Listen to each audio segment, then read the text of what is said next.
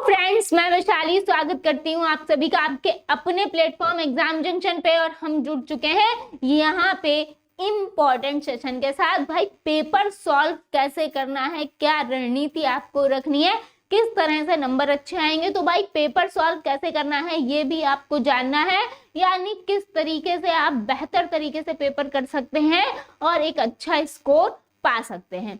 और इससे पहले आपको एक वीडियो मिली थी हमारे चैनल से यहाँ पर टाइम मैनेजमेंट की, यानी आपका टाइम मैनेज करना बहुत जरूरी है। अगर टाइम मैनेजमेंट में गड़बड़ी हो गई तो भाई पेपर जो है वो कहीं ना कहीं छूटता है।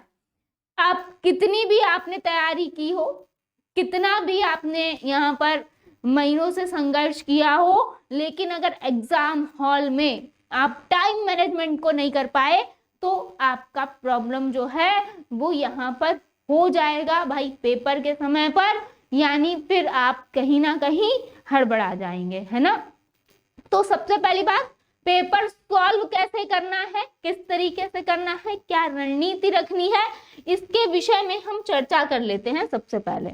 तो यहाँ पर जब हम सबसे पहले बात करेंगे कि किस तरीके से भाई अपना पेपर जो है हम सॉल्व करेंगे, तो आपको पता है यहाँ पर आपको कितना टाइम मिलेगा। यहाँ पर 150 क्वेश्चन है। यहाँ पर भाई कितना 150 आपके क्वेश्चन होंगे और आपके पास यहाँ पर 150 मिनट होंगे, है ना। यही तो है भाई, 150 क्वेश्चन है, 150 मिनट है। 1 मिनट यहाँ पर एक क्वेश्चन पे है, एक क्वेश्चन पे है। अब आपको पेपर सॉल्व कैसे करना है, तो भाई पेपर सॉल्व करने की एक सिंपल सी ट्रिक में ज्यादा लंबा ना खींचते हुए इस वीडियो को यहाँ पर ये बताना चाहेंगे कि बहुत सारे YouTube जो हैं यहाँ पर ये बताते हैं कि भाई पहले, क्योंकि बच्चों की CDP अच्छी होती है, बच्चों की हिंदी अच्छी होती है या EVS अच्छी होती है, तो आप सबसे पहले स्कोरिंग जो है CDP हिंदी उसको कर डालिए, है ना। CDP हिंदी उसको कर डालिए और उसके बाद आप जो है अदर फील्ड जो भी आपको सब्जेक्ट अच्छा लगता है वो करिए। लेकिन मेरे अकॉर्डिंग अगर हम बात करें भाई, ये गलती मत करिएगा, क्योंकि कभी कभी ऐसा होता है कि यहाँ पे आपने CDP कर लिया, हिंदी कर लिया यहाँ पे, और कहीं धोखे से भाषा वाली गड़बड़ हो गई तो भाई यहाँ पे आपकी पूरी सीरीज गड़बड़ा जाएगी। मेरा मानना ये है कि आपको यहाँ पर 1 मिनट एक क्वेश्चन करना है। बहुत सारे लोग गोला बाद में भरते हैं बैठ के, यानी पूरा पेपर पहले देखेंगे, फिर पेपर पे टिक लगाएंगे, पहले का ये, पहले का ये, या तो कोई बिंदु बनाएंगे, है ना, कि भाई इसका क्वेश्चन ये है, इसका क्वेश्चन ये है, और सबसे एंड के लिए यहाँ पे OMR शीट गोला भरने के लिए रखेंगे। ये गलती नहीं करनी है। यहाँ पे अगर पेपर सॉल्व करने का जो सबसे बेस्ट तरीका है, वो सबसे बेस्ट तरीका यही है कि आप एक सीक्वेंस वाइज यहाँ पर पेपर करें। यानी सीक्वेंस वाइज मतलब यहाँ पर 1 से लेकर 150 तक यहाँ पर आप चलते जाएंगे। यहाँ पर 1 से लेकर 150 तक आप चलते जाएंगे। यहाँ पे सबसे पहले CDP है, फिर जो सब्जेक्ट है, फिर जो सब्जेक्ट है, यानी जिस तरीके से दिया है उसी के अनुसार आप कर लीजिए अपना पेपर, तो नहीं गड़बड़ाएगा। और उसमें करना यही होता है कि आपको जो 100% क्वेश्चन आते हैं वो उसके साथ साथ, जैसे आपको पता है यहाँ पे फर्स्ट क्वेश्चन का भाई ABCD ये 4 ऑप्शन दिए गए होंगे, जाहिर सी बात है ना।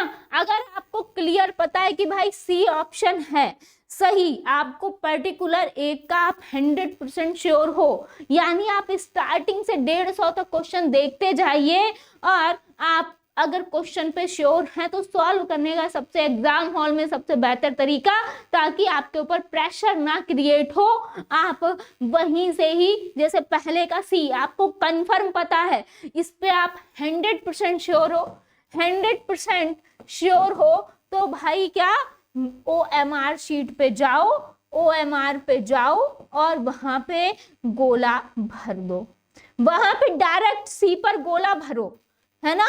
यानी आपको ये दिक्कत नहीं क्रिएट करनी है अपने लिए कि पहले हम क्वेश्चन पेपर पे टिक कर रहे हैं, सारे क्वेश्चन देखे हमने, अब सबसे एंड में OMR शीट भर रहे हैं, क्योंकि एंड में OMR शीट भरोगे कहीं ना कहीं मैक्सिमम बच्चों के साथ ऐसा होता है कि यहाँ पर गड़बड़ा जाता है मामला, है ना। यहाँ पे आपको करना क्या है, आगे यहाँ पे आपको सीक्वेंस वाइज ही चलते जाना है। जितने क्वेश्चन के 100% श्योरिटी वाले आंसर हैं, डायरेक्ट गोले भरते चले जाना है। पेपर सॉल्व करने का सबसे बेस्ट तरीका यही है। हाँ, जब आप पेपर सॉल्व कर रहे हो, अगर आप कहीं पर भी फंसते हैं, तो जिस पर भी फंस रहे हैं भाई, अगर सपोज दैट पहले आपको लगा, जैसे कि यहाँ पे बात आती है किसकी, सबसे ज्यादा आती है मैथ की, है ना। अगर मैथ में आपको लगता है कि आप किसी भी क्वेश्चन में, किसी सॉल्विंग क्वेश्चन में आप फंस रहे हैं, है ना, तो आप उसको वहीं पर रोक दीजिए और उसको बाद में करिए। यानी पहले जो सिंपली आपसे हो रहे हैं 100% श्योरिटी वाले क्वेश्चन, यानी जिसमें ऐसा कुछ नहीं है जहां पे आप फंस रहे हैं, तो आप लगाते चलिएगा। क्लियर। आगे यहाँ पर बात करेंगे, क्योंकि बहुत सारे सजेशन ये होते हैं कि मैथ टाइम कंज्यूमिंग है तो मैथ को सबसे एंड में करें, लेकिन मेरा मानना ये है कि आप अगर सीक्वेंस वाइज करेंगे तो कभी कभी मैथ्स में ऐसा होता है कि भैया जोड़ घटाने वाले क्वेश्चन भी होते हैं। और मैथ्स की अगर हम बात करें तो 15 तो किसके, पेडागोजी ही होगी, 15 तो पेडागोजी ही होगी। तो पेडागोजी वाले क्वेश्चन आप देखते ही कर सकते हो, इसमें तो सॉल्व कुछ करना नहीं है, चाहे पेपर 1 हो, पेपर 2 हो, कोई भी पेपर हो, है ना। तो आप पेडागोजी धड़ाले से कर सकते हो। यहाँ पे जो लोग कहते हैं कि मैथ्स को बाद में करिए, भाई अगर हम बात करते हैं CTET की, तो मैथ्स इतनी कोई यहाँ पर बहुत ज्यादा सॉल्विंग, यहाँ पर 15 क्वेश्चन आपके होते हैं, है ना, और 15 होंगे पेडागोजी, तो इसमें पेडागोजी भी तो ऐड होगी, तो आप उसको करें, है ना। कुछ क्वेश्चन होते हैं कि वो तो एकदम हलवा होते हैं, हलवा इन द सेंस यहाँ पर कभी कभी आपको यहाँ पे सिर्फ कैलकुलेशन करने को दे देता है, जोड़ घटाना गुणा भाग टाइप, है ना, खासकर प्राइमरी वाले में तो मैक्सिमम। तो यहाँ पे आप उनको सॉल्व करते चलेंगे तो आपके ऊपर प्रेशर नहीं क्रिएट होगा एंड के लिए, है ना। अब जिसमें आप फंसे थे या फिर जिसमें आपको कुछ डाउट था, फिर जब आपके 150 क्वेश्चन तक आपने कर लिया, अब आपने सपोज दैट यहाँ पे पेपर सॉल्व आपने किया और 150 में से अगर आपने 90 करे हैं, 70 करे हैं, 60 करे हैं, हम कह रहे हैं 50 भी करे हैं, है ना, तो अब आपके लिए यहाँ पर आपके लिए श्योरिटी हो गई कि भाई मैंने इतने गोले तो फिल कर दिए और ये हमारे 100% वाले हैं।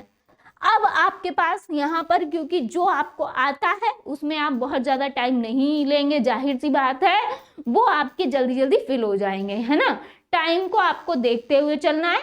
किसी भी यहाँ पर पेपर सॉल्व करने का सबसे बेहतर तरीका यही है, क्योंकि 1 मिनट पे एक क्वेश्चन की बात कही गई है यहाँ पर, क्योंकि आपके पास सब्जेक्ट है 5, है ना भाई। कितने सब्जेक्ट हैं, 5 सब्जेक्ट है यहाँ पे, ठीक है। और यहाँ पे भाई कितने, 150 क्वेश्चन है, 5 सब्जेक्ट हैं, 150 क्वेश्चन है, और यहाँ पर 150 ही नंबर के हैं, है ना। अब देखिए यहाँ पे 30, यहाँ पर अगर हम बात करेंगे तो यहाँ पे भाई आपका CDP हुआ, यहाँ पे आपका एक सेकेंड, यहाँ पे CDP हुआ, यहाँ पे हिंदी हुआ, यहाँ पे अगर हम बात करेंगे मैथ हुआ, है ना, यहाँ पे आपका इंग्लिश हुआ या फिर संस्कृत हुआ, या फिर अगर हम बात करेंगे यहाँ पे हुआ क्या EVS, है ना। तो अब इसमें आप यहाँ पर अगर टाइम जोड़ेंगे तो भाई यहाँ पे भी 30 मिनट, यहाँ पे भी 30 मिनट, यहाँ पे भी 30 मिनट, यहाँ पे भी 30 मिनट, और यहाँ पर भी क्या 30 मिनट, है ना। तो 30-30 मिनट के लिए आप जो है यहाँ पर क्या 5 सब्जेक्ट के लिए 30-30 मिनट निकाल लेंगे। अब यहाँ पे आप क्या कर सकते हैं, हो सकता है कि मैथ्स में आपको टाइम लग जाए, क्योंकि आप ये नहीं समझेंगे कि ये बहुत टाइम है। बहुत इसलिए टाइम नहीं होता है क्योंकि हिंदी का पैरा, इंग्लिश या संस्कृत का पैरा, ये जो पैराग्राफ्स होते हैं ये कहीं ना कहीं टाइम खाते हैं, है ना, ये कहीं ना कहीं टाइम लेकर जाते हैं, तो इन पर फोकस करिएगा। देन मैथ्स, है ना, मैथ्स थोड़ा सा टाइम लेती है, और आजकल जो सीटेट है वो यहाँ पर जो यहाँ पर आ रहे हैं क्या आपके क्वेश्चन, वो थोड़ा लॉन्ग आ रहे हैं, है ना। लॉन्ग मतलब कि जो भाषा है वो ये क्वेश्चन बड़ा सा बना के दे देते हैं भले ही। तो इसके लिए क्या होता है, यहाँ पर काम आते हैं कुछ पॉजिटिव निगेटिव टैग वर्ड्स, इनको देख लीजिएगा भाई, है ना, क्योंकि जो लंबे लंबे क्वेश्चंस होते हैं इनमें यहाँ पर पॉजिटिव निगेटिव टैग वर्ड्स खासकर पेडागोजी में बहुत काम आते हैं, है ना। यानी आप पॉजिटिव निगेटिव टैग वर्ड से यहाँ पर एलिमिनेट जल्दी कर सकते हो, तो उस पर ध्यान दीजिएगा।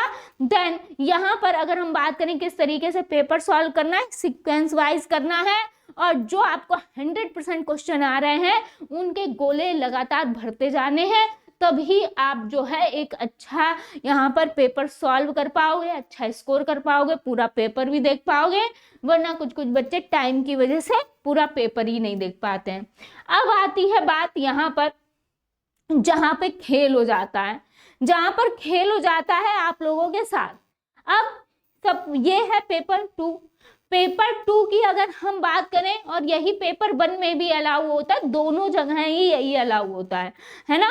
यहाँ पर अगर हम बात करेंगे भाषा 1 हिंदी, भाषा 1 संस्कृत, और यहाँ पर देखिएगा भाषा 1 यानी लैंग्वेज 1 इंग्लिश, है ना। आपके सामने यहाँ पे ये तीनों भाषाएं दी होंगी, यहाँ पर कहाँ, लैंग्वेज 2 में। लैंग्वेज 2 की बात कर रहे हैं, लैंग्वेज 2 में, और यहाँ पर पेपर 2 की बात कर रहे हैं, ऐसा ही होगा पेपर 1 में भी। यानी आपका जो भी यहाँ पर आपके एडमिट कार्ड में आपने हिंदी भरा है, आपने लैंग्वेज 1 में क्या भरा है, हिंदी भरा है, या लैंग्वेज 2 में क्या भरा है, इंग्लिश या संस्कृत भरा है, या फिर लैंग्वेज 1 में आपने इंग्लिश भर दिया है, संस्कृत भर दिया है, और इधर हिंदी भरा है लैंग्वेज 2 में, तो आपके एडमिट कार्ड पर लैंग्वेज 1 एंड लैंग्वेज 2 दोनों दी होंगी। आपका उसमें लिखा होगा कि आपको लैंग्वेज 1 कौन सी करनी है और लैंग्वेज 2 कौन सी करनी है। इसका विशेष ध्यान देना है, क्योंकि यहाँ पे अगर आप गलती करते हो, यानी यहाँ से अगर आपने सपोज दैट लैंग्वेज 1 आपने हिंदी फिल कर रखी है और आपने लैंग्वेज 1 वाली संस्कृत या इंग्लिश के गोले भर दिए यहाँ पे धोखे से, तो पहली बात तो ये आपके 30 के 30 गलत, क्लियर, ये आपका गोले गलत, और इसके आगे जो आप सब्जेक्ट कर रहे हैं वो भी आप गड़बड़ा देंगे, है ना, आगे भी आप गड़बड़ा देंगे अगर आपने यहाँ पे गड़बड़ कर दी। तो यहाँ पे देख लीजिए, ये पेपर 2 का है, यहाँ पर हिंदी भाषा 1, ऐसे ही आपका पेपर 1 में भी भाषा 1 लिखा होगा। अगर जो भी यहाँ पे चॉइसिंग सब्जेक्ट है, और जहां पर आप साफ साफ देख लीजिए कि भाई यहाँ पर भाषा 2 लिखा है, लैंग्वेज 2 लिखा है कि लैंग्वेज 1 लिखा है, इतना जरूर देख लीजिएगा। यहाँ पे आप अपने एडमिट कार्ड से भी मिला लीजिए कि भाई लैंग्वेज 1 में हिंदी लिखी है, तो हम लैंग्वेज 1 की क्या करेंगे, हिंदी करेंगे, भाषा 1 की हिंदी करेंगे, भाषा 1 की संस्कृत और भाषा 1 की इंग्लिश को छोड़ देंगे, है ना। क्योंकि आप देख सकते हैं यहाँ पे देखिएगा, ये पेपर 2 है, यही बात कर रहे हैं, भाषा 1 हिंदी, यहाँ पे देखिएगा 91 से स्टार्ट है, 30 क्वेश्चंस होंगे। यहाँ पे भाषा 1 संस्कृत, ये भी किससे, 91 से स्टार्ट है। यहाँ पर लैंग्वेज 1, यहाँ पर इंग्लिश, ये भी कितना, 91 से स्टार्ट है। यानी यहाँ पे देखिए नंबरिंग आपकी सेम होगी, 30 सब में क्वेश्चन है, तो इसीलिए कह रहे हैं आप बस इतना देख लेना यहाँ पर कि ऊपर लिखा क्या है, भाषा 1 लिखा है, और आपने जो सब्जेक्ट आपने एडमिट कार्ड पे लिखकर आया है वही आप दे रहे हो भाषा 1 में या नहीं। क्लियर? आगे यहाँ पर अब देखिएगा, यहाँ पर यही बात करेंगे हम लैंग्वेज 2 की। अब आता है जो आपने लैंग्वेज 2 में चूज की होगी, यानी लैंग्वेज 2 आपने हिंदी चूज कर रखी है, इंग्लिश चूज कर रखी है, या फिर आपने ली है संस्कृत, है ना। तो यहाँ पर अगर हम बात करेंगे भाई, देखिएगा लैंग्वेज 2 की अगर हम बात कर रहे हैं तो इंग्लिश, यहाँ पर भी भाषा 2 हिंदी, यहाँ पर भाषा 2 यानी लैंग्वेज 2 संस्कृत। अब देखिए यहाँ पे भी नंबरिंग सेम, क्या 121 से स्टार्ट, 121 से स्टार्ट और 121 से स्टार्ट। तो आपको अपने एग्जाम हॉल में यही ध्यान रखना है कि भाषा 1 और उसकी नंबरिंग, भाषा 2 और उसकी नंबरिंग। और एडमिट कार्ड से सिंपल है, मिला लीजिए, क्योंकि ये गलती अच्छे धुरंधर करके आते हैं, है ना। बहुत पढ़ाई में अच्छे होंगे, मैच्योर होंगे, सब कुछ होगा, एकदम जाएंगे, लेकिन वहाँ भाषा 1 और भाषा 2 वाली गलती कर देते हैं, और यही कारण होता है कि भैया सीटेट नहीं निकलता है ना। बहुत लोगों की ये परेशानी है कि हम तो भाषा 2 गलत कराए, हमने भाषा 2 में हिंदी कर दी, भरना करनी थी इंग्लिश, या फिर भाषा 1 में हमने क्या हिंदी करनी थी, कराए संस्कृत। तो ये चीजें गड़बड़ होती हैं, इसका विशेष ध्यान रखिए। OMR शीट पे विशेष ध्यान रखिए कि 121 से आपने अगर भाषा 2 में, लैंग्वेज 2 में इंग्लिश फिल की है तो आप 121 की इंग्लिश करेंगे, है ना, उसमें। क्लियर? यानी ये चीजें यहाँ पे साफ साफ ऊपर लिखा होता है कि कौन सी लैंग्वेज है। ये लैंग्वेज 2, लैंग्वेज भाषा 2, भाषा 2, भाषा 1 आपका जो सब्जेक्ट भाषा के अनुसार आपने जो फिल किया था एडमिट कार्ड पे, जो आपका लिख के आया है, उसके अनुसार ही करना है। तो जब आप पेपर सॉल्व कर रहे हैं इस चीज का विशेष ध्यान रखिएगा। बार बार आपको बताया जा रहा है सीक्वेंस से पेपर करिए, और बिल्कुल अच्छे से, जिसमें अगर आगे डाउट है तो फिर अगर ये है तो उस पर क्वेश्चन मार्क बनाते चलिए, कुछ भी यहाँ पर पॉइंट रखते चलिए जिनको आप बाद में करना चाहते हो। और जिसमें आपको कुछ भी नहीं आता है भाई, पेपर सॉल्व आपको करना है। और जिसमें आपको अगर कुछ भी नहीं आता है, यानी अगर एंड में क्वेश्चन 50 क्वेश्चन ऐसे बचे हैं कि जो आपको आते ही नहीं है, उसके लिए हमने आपको दी है कि किस तरीके से स्मार्ट तरीके से आप उनका भी आंसर लगाओगे। यहाँ पे तुक्का ट्रिक है, लेकिन वो होता है तुक्का, मतलब एक स्मार्ट तरीके से आप, जो आपको बिल्कुल क्वेश्चन नहीं आते, उनका आंसर किस तरीके से लगाओगे वो हमने आपको बताया हुआ है, तो आप देख सकते हैं। फिलहाल मिलते हैं नेक्स्ट सेशन में। आई होप जो चीजें हमने आपको बताई हैं क्लियर हुई होंगी, समझ आई होगी, और आपके लिए बहुत बेनिफिशियल आपके एग्जाम में रहेगी। तो यहाँ पर सभी को बेस्ट ऑफ लक, मिलते हैं नेक्स्ट सेशन में। Thank you so much.